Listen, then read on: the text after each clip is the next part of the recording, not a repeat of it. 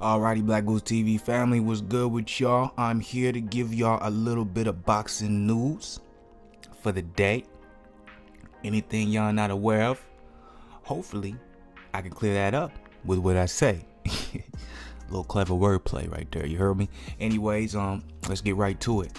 Boxing news. This is from TalkSport.com. Tyson Fury's trainer Ben Davison responds to Dillian Whyte's comments made in TalkSport column. For any of y'all who don't know, Dillian Whyte recently criticized Tyson Fury's coach, and this is what he said, courtesy of TalkSport.com.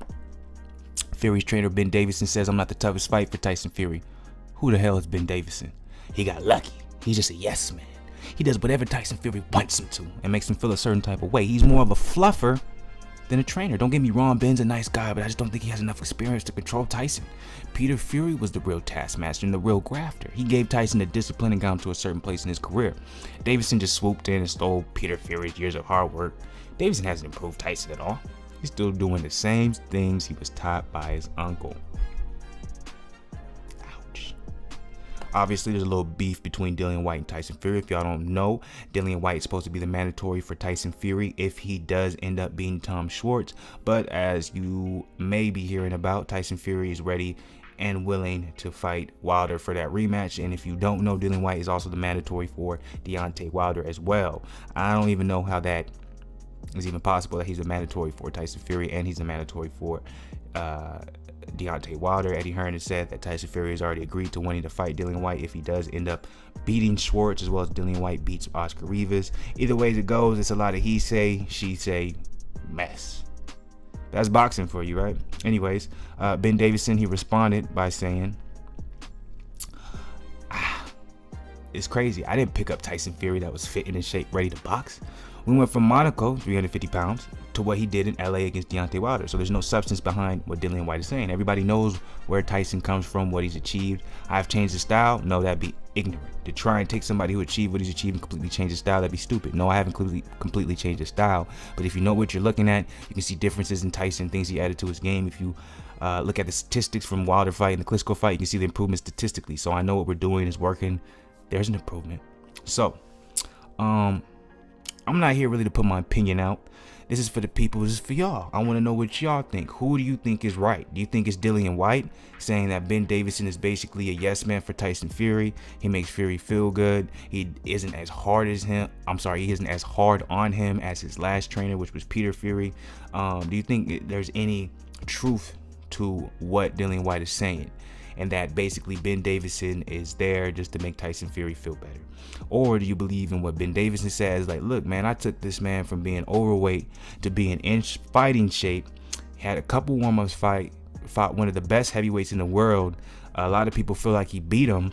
How does that not show the work I put in with him? So do you agree with Ben Davison? Who do you think is right, Dillian Whyte or Ben Davison? Let me know below, y'all. Comment, subscribe, whatever. I just want to know what y'all think, because I do this for y'all. I don't want to hear my opinion. All right, next little article we're going to look at is from BoxingNews24.com. Hearn says it's a 50-50 Ruiz Jr. versus Joshua fight happens in UK. Now, I thought this was a very interesting article for this reason.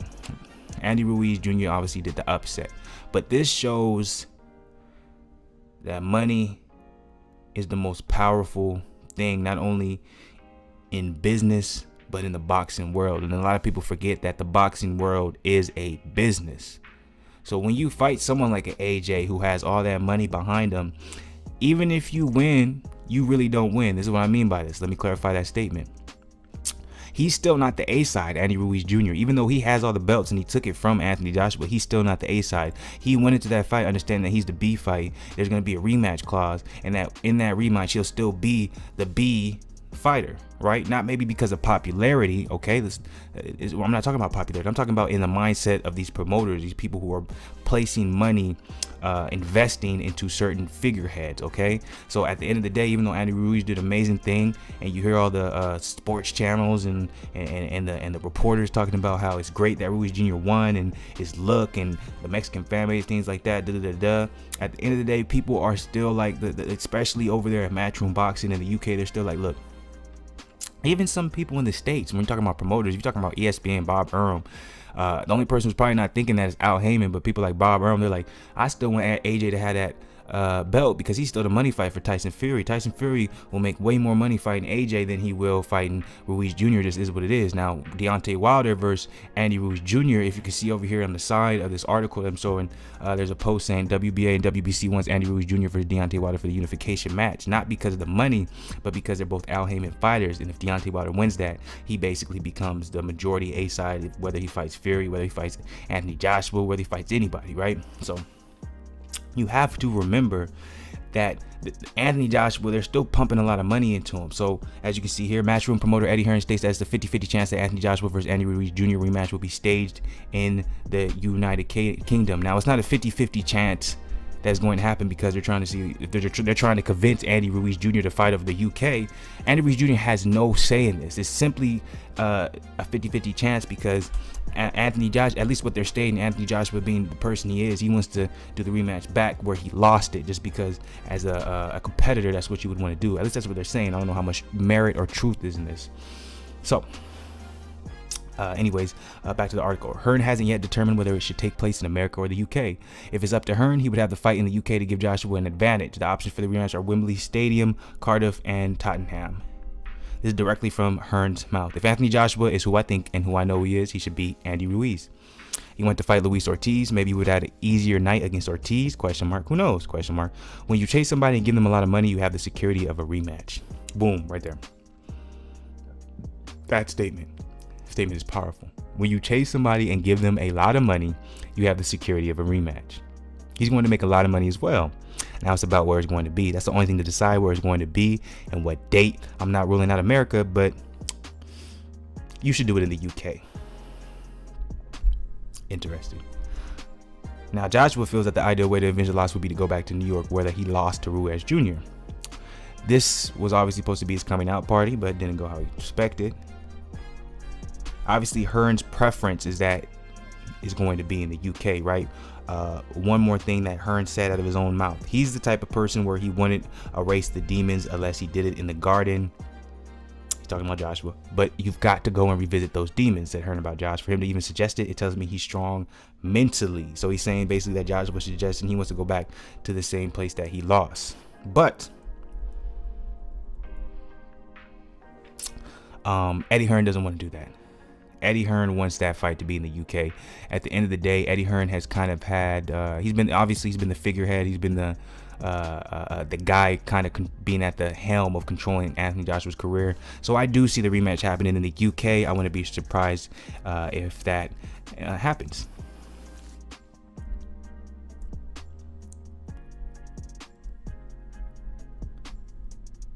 So last thing I want to put out there, this is what Hearn said. When you sign a contract, those things are taken care of. He knows the situation for the rematch. He'll be paid well for the rematch. Most importantly, this is his last obligation. If he wins the rematch, he's free to do whatever he wants. He's going to have the world at his feet, but he's going to come across a very determined man in AJ, and his confidence is now going to be through the roof. So what I get from that is that this fight will probably be in the UK. Eddie Hearn's going to do everything that's possible in his willpower to make sure that fight happens in the UK. So my question to y'all is, what do y'all think about that? Do you think this is fair? Do you think Eddie Hearn and his team should have the ability to dictate where this fight goes, even though he doesn't have the champion on his side? Or at the end of the day, does it come down to business, and whoever has the most money, whoever has the most popularity, gets to choose the stipulations, even if you took a L? My last question is this: where do you think the rematch should happen? Should it happen in the UK or should it happen in the States? More specifically, should it happen in a particular venue that Andy Ruiz Jr. picks because he is the champion? Let me know below, y'all. Go ahead and comment on that. Last but not least, Tyson Fury makes a retirement statement ahead of time for a showdown. This is from express.co.uk. This is kind of a clickbait title right here because he didn't say anything about retiring. Actually, what Tyson Fury went on to say was that he's very happy right now. He enjoys boxing. He loves it. He loves every minute of it, and he's never felt better when it comes to just being in the moment and doing something he loves. He even went on to say, it's personally from his mouth, I'm going to box on. I don't see myself retiring. I just turned 30 years old. I got over 10 years left in this game, so you have to keep seeing me for the next 10 years. I'm afraid. Keep entertaining, keep putting on great shows. So that's a great thing to hear from Tyson Fury, because if y'all remember before the Deontay Wilder fight, he said some things like, if I can't beat Deontay Wilder, it doesn't go the way I want, I'll probably just retire again. So it's good to see now that you know, basically he's basically enjoying everything that's going on in his life, whether it be outside of boxing or whether it be inside of boxing. It's obvious to see he's in a very good place, and I love seeing that because where he came from, what he overcome, the demons that he battled. It's great to see a story like this. It's a beautiful thing. So I do got one question for y'all, because I do got to do a question for each article, because I want to make y'all think. You heard me? No dummies up in here. And by the way, shout out to the BlakGooseTV family, because all y'all who are commenting, all y'all who are supporting the page, you know what I'm saying, I love it. I love the friendly discussion. I love the knowledge y'all bringing. Y'all perspective is beautiful. So don't ever be afraid to share your opinion, man. I encourage it. You know, put it all out there. Don't hold back. That's not the type of channel this is. I want to hear everything y'all got to say, because this channel is for y'all. So the question I got to say is, how much longer do you see Tyson Fury fighting for? Do you really think he's going to fight for another 10 years? Or do you think if he does take an unexpected loss like Anthony Joshua, he may abruptly retire again?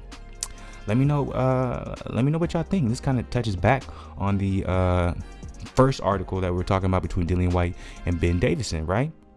Because obviously, you know what I'm saying, he's feeling better than ever. Part of that has to be credit to Ben Davison.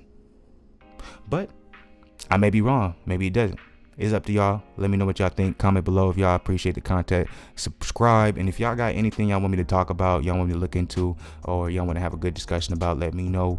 I'm open and willing. And I love doing this. BlakGooseTV all day. You know what it is, Mr. Positivity. Stay up. You heard? Guess it's how it go when you dive.